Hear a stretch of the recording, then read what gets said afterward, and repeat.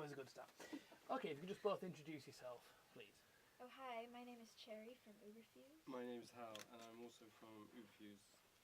Fantastic. So your musical style comes from many different places. How do you go creating your sort of fusion of styles? We're really heavily into electronic sounds, so we we collect vintage keyboards and we mess around with the sounds on that, and we build tracks up. Some of the music ideas come from that, and then some of the lyrical ideas come from our influences, which go beyond the West and into the Eastern world. So we're fusing East and West kind of concepts lyrically. That's brilliant. And what can we expect from your live set? Well, hopefully you'll enjoy the set.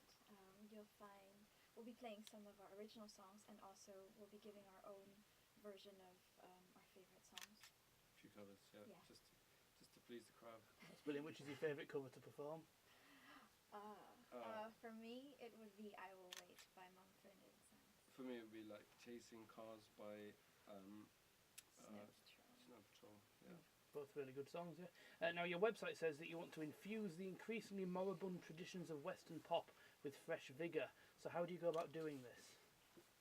Well, good question. I don't even know what that means. No, I do know what that means. That means like there's a lot of rubbish out there right now, but also a lot of good stuff. There's a lot of good stuff but too. Also there's a lot of stuff that could be better. So what we try and do is navigate our way through the maze to just concentrate on what we think is good, and that way we're hopefully improving the quality of music that's available for people to listen to. Brilliant. And your sort of music tackles lots of social issues. What makes these important to you? Well, I think for us, we enjoy music, but it's also an opportunity for us to raise awareness of certain issues that we think people should know about. Yeah, I mean, it's a bit, we kind of, we get occasionally asked to write music for various situations, and it requires us opening ourselves up to some situations which otherwise you perhaps wouldn't open yourself up to. For example, we were asked to do a track at a peace rally in Trafalgar Square in London to commemorate the assassination of this minister in Pakistan who was gunned down by the Taliban for defending minorities. So we had to open ourselves up to all the gory details of that, and a piece of music kind of emerged from that process of I don't know what it is, but opening ourselves up to it. But also, like, one of the songs that we've just recently done is a song, Vanish Tonight, relating to the dictator in North Korea. And because we do unusual songs, maybe sometimes, it also means that we get to perform in unusual venues. Like a few months ago, we got asked to perform that song in the House of Lords, which was a bit weird. but we also got to collaborate with a punk band from Burma. Yeah. Punk is like a musical genre that's taking off over there because, you know, the military regime is really oppressive, and there are very few outlets to vent people's anger. You know, if they take to the streets, they get shot. So the number of opportunities to actually rage against the injustices of the situation are very limited. So the younger generations have adopted punk, or a lot of them have adopted punk to scream against the regime. And we basically worked with a punk band called Rebel Riot on a track of ours, which is on the EP. Yeah, which we're going to perform today. Not the punk version, but the original version. Glass Splinters, yeah. Do you think chart music nowadays is a lot more artificial than it used to be? Pop music today, yeah, it's like a production line, isn't it? You know, you put in a pretty face at one end and pile in all the producers and all the PR people, and out pops a superstar. I mean, that's great. I mean, there's a market for that, but as far as we're concerned, we're kind of trying to use music as an expression of some of the deeper things that matter to human beings. So. Definitely. So you did a single for this year's World Youth Day. How did that come about?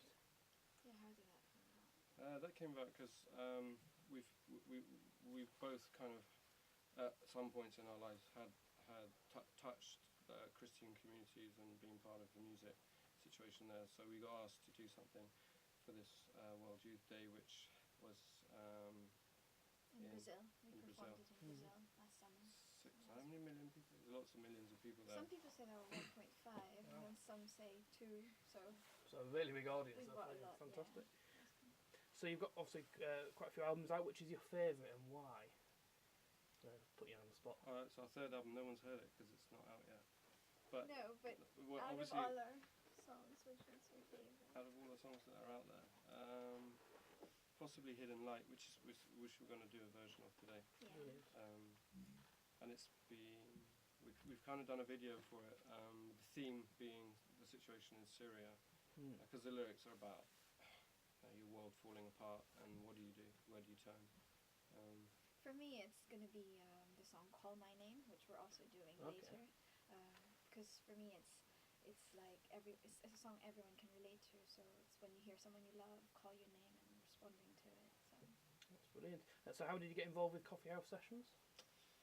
Well, we saw it advertised and we put ourselves forward, and they're quite selective about who they choose because they get inundated with people. So we sent our song "Glass Splinters" to organisers, and Hugh Stevens of BBC Radio listened to it and liked it, and then before we knew it, we're here. Oh, that's brilliant. And what are your gig plans after the sessions finish? Well, we're gonna lock down until Christmas after this tour and finish our album, and then we're gonna tour the album in the new year.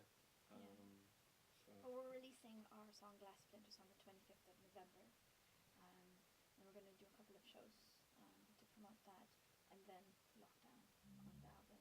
Yeah. To release next year. Yeah. Fantastic. Well, thank you for taking time for the interview today, and we'll look forward to your set. Finally, how can our students find out more about you online? Well, you could check us out at www.ooberfuse.com, and we've also got a Twitter feed. Our handle is @Ooberfuse, and SoundCloud, soundcloud.com/Ooberfuse, and we've also got a Facebook page, Ooberfuse. That's brilliant. Well, thank you very much, and Thank good you luck very with the set. Thank Thank you. Thank you.